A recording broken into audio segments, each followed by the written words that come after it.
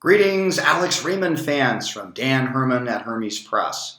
Well, as you are aware, many of you are aware, Hermes Press, to celebrate King Feature's 100th anniversary, which was last year, acquired a license to create a book, a huge art book, about Alex Raymond, the artist who brought us such famous strips as Secret Agent X9, Flash Gordon, Jungle Jim, and of course, Rip Kirby. Now on the cover, we have a panel from a Rip Kirby daily. There were no Rip Kirby Sundays.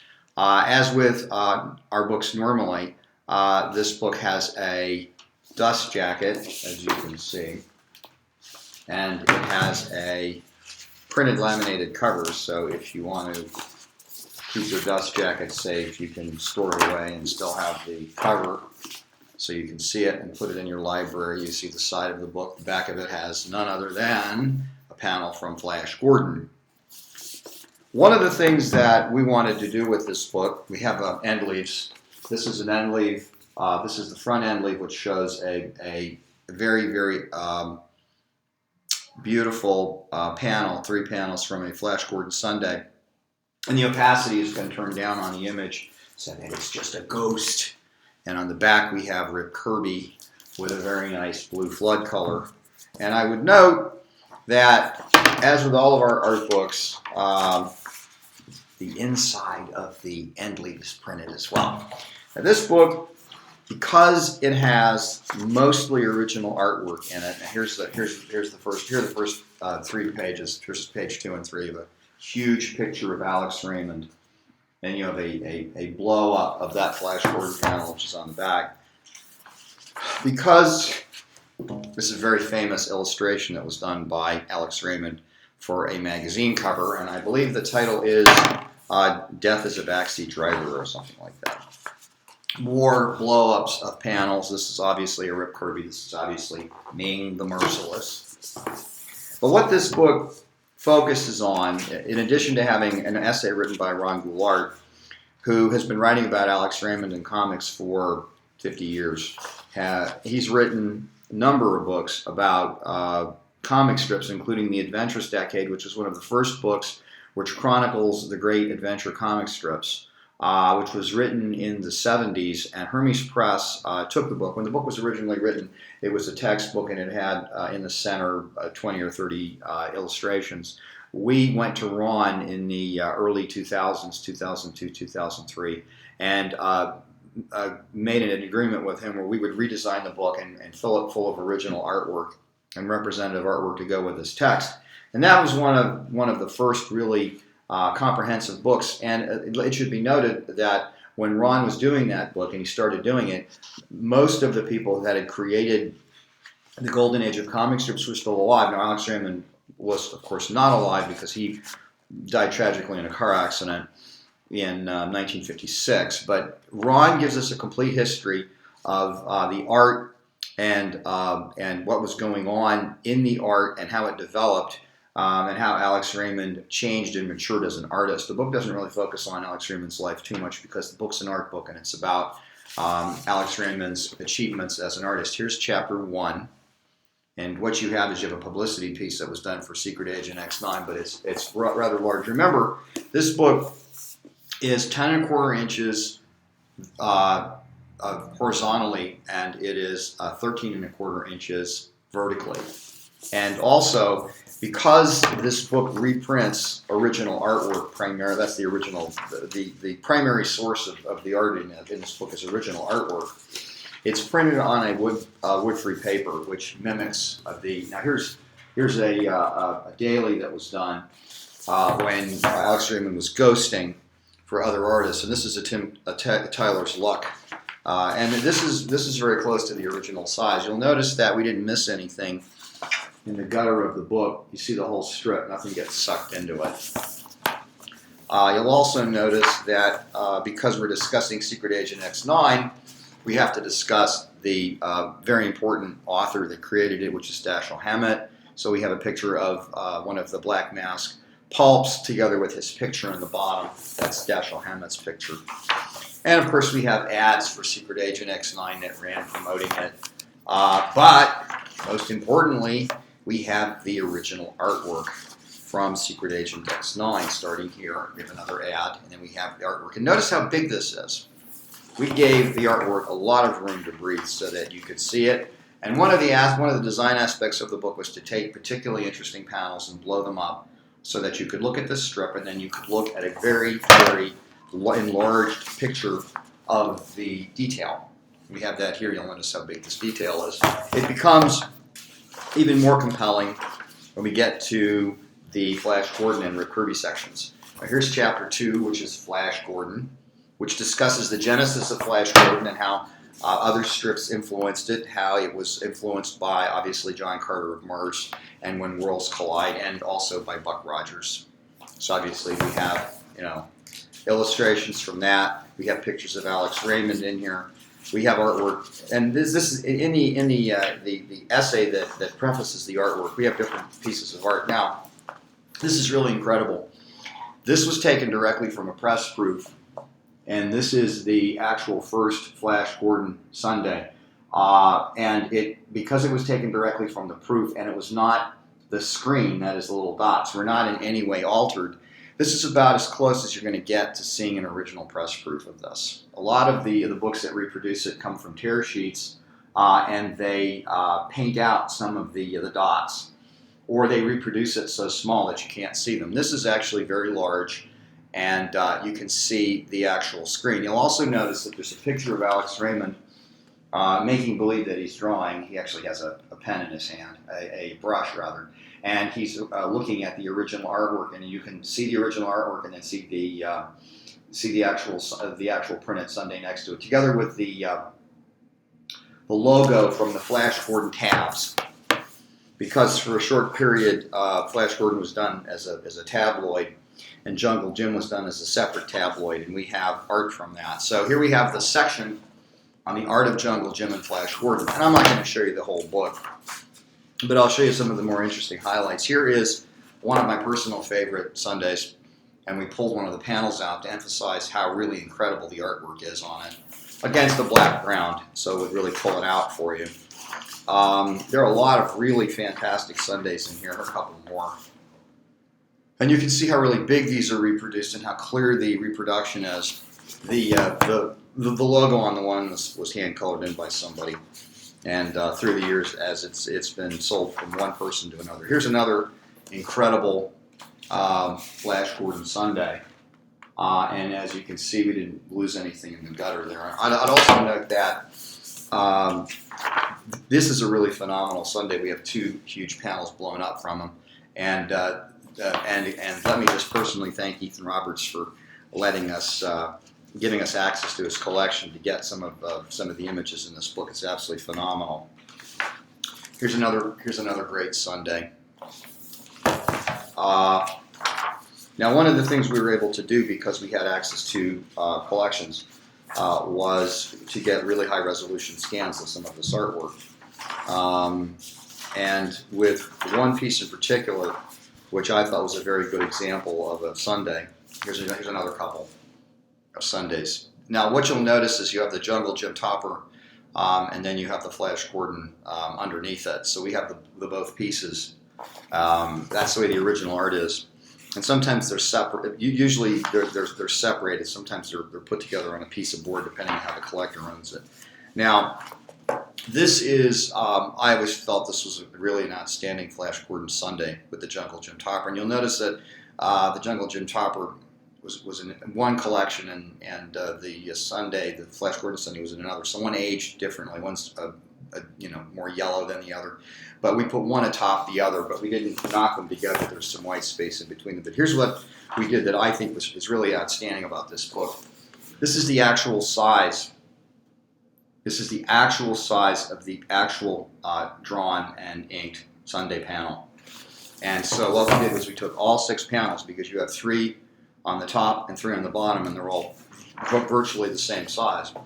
And we ran each one on a separate page. So you could look at every aspect of the penciling, the inking, and there's virtually no whiteout on this one. You can see how the flame effect was done in red ink, so the printer would know what to do. So we're giving you, I believe, the most comprehensive book about Alex Raymond with more original art in it. Here we take some original art, Jungle Jim Topper and a Flash Gordon Sundae, and then we take one of the panels from a tear sheet and blow it up and put it next to it so you can see how the colorist did his or her job. And here's another one. And these are from the 40s. This is from, let me say, I believe this is from 1940. Oh, you can see right there, 1940. So we get through with Flash Gordon, and you can never have enough Flash Gordon, but we have a lot of Flash Gordon in there. And then we have a section on his illustration art. And his illustration art is pretty well known, but we have good examples of a lot of his illustrations. One of the more interesting things that we were able to do in this book was in 1942, Look magazine. There are a lot of illustrations I'm passing through because you have to actually look at this book to appreciate it.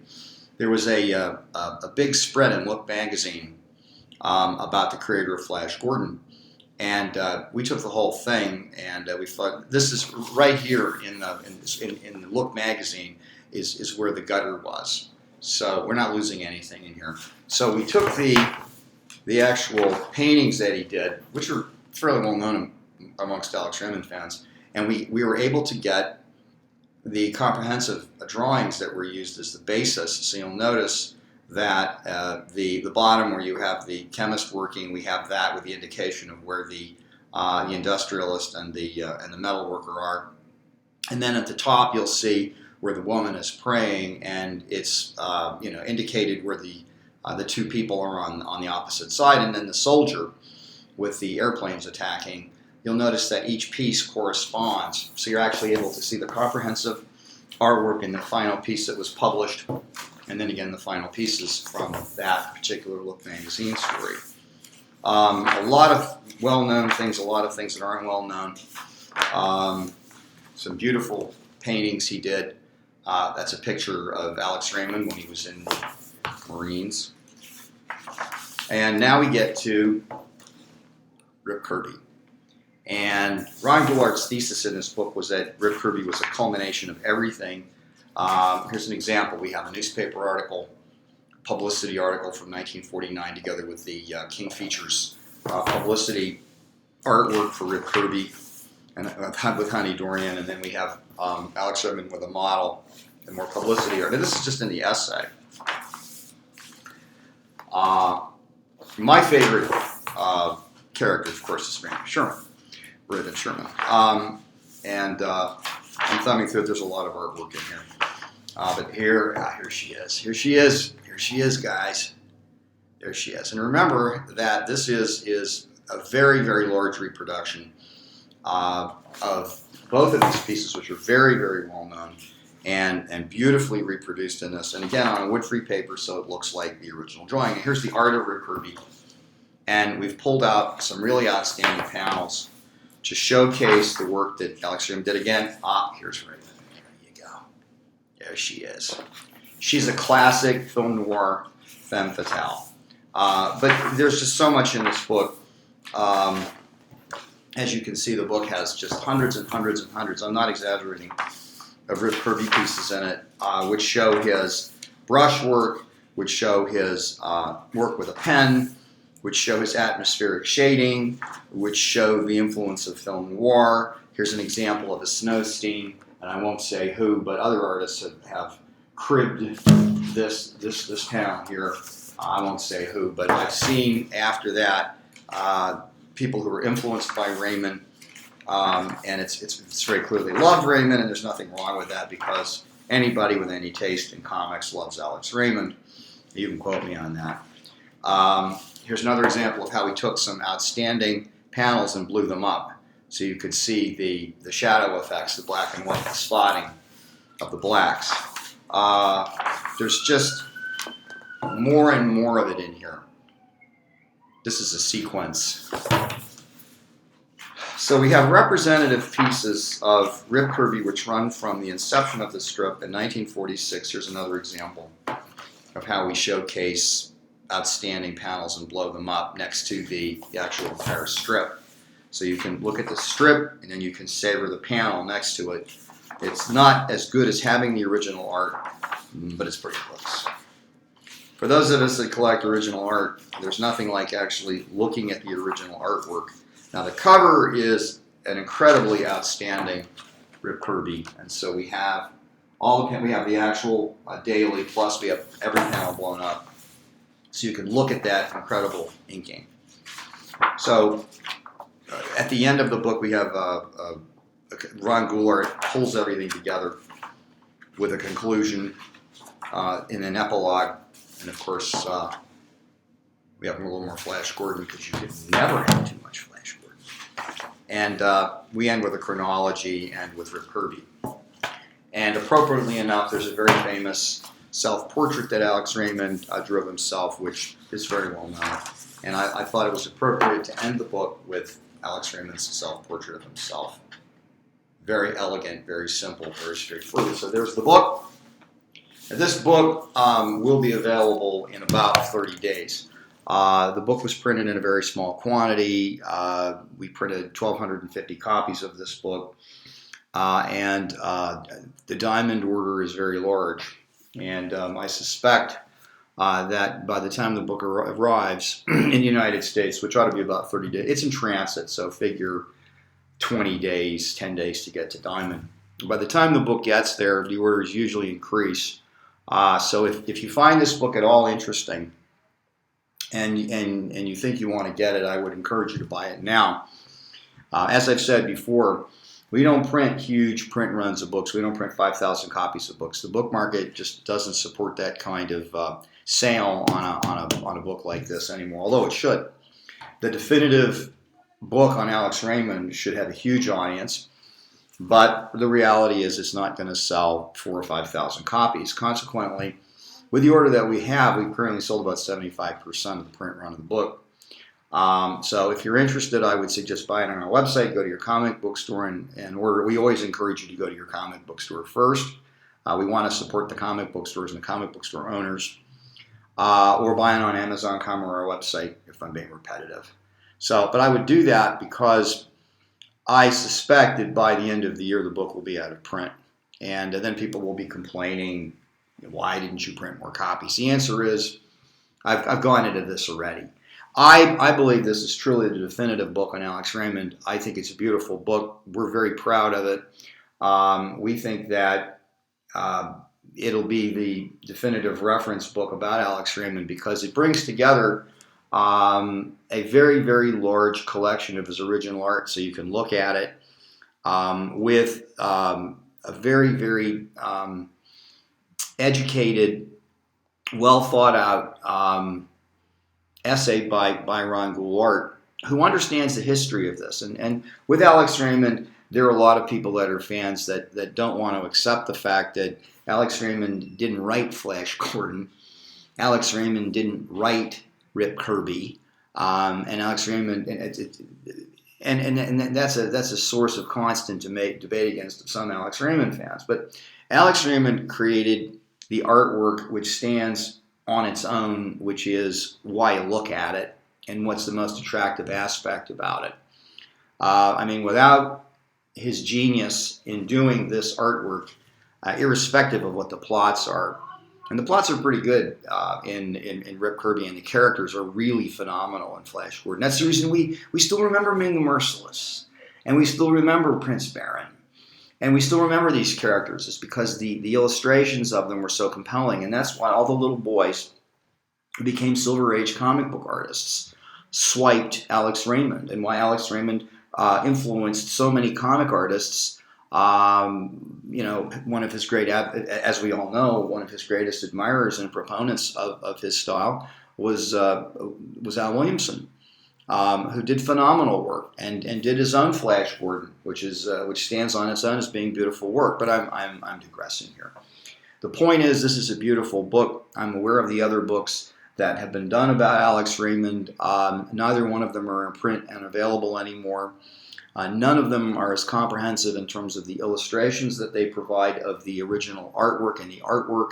And most importantly, those books were not didn't benefit from having a license from King Features, which permits us to provide so much artwork on all of these strips, because obviously, we're losing the. Obviously, without that, you can't have a book like this. So, any questions? Email us at info@hermespress.com, or as I always say, email me personally at daniel@hermespress.com. That's all for now. Bye.